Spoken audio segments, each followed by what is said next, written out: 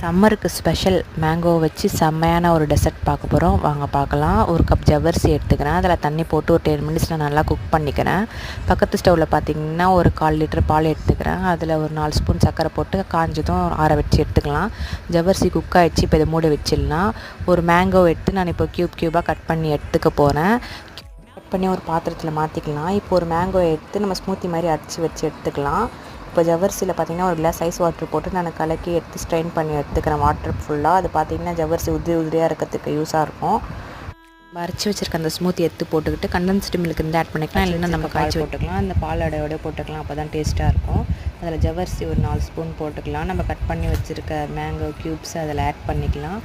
அதை ஆட் பண்ணி நம்ம மிக்ஸ் பண்ணி நம்ம செஞ்ச டெசர்ட்டை சாப்பிட்டு பாருங்கள். ஃப்ரிட்ஜில் கோல்ட் பண்ணி வச்சு சாப்பிட்லாம். இல்லை ஐஸ் க்யூப்ஸ் ஆட் பண்ணிக்கலாம்.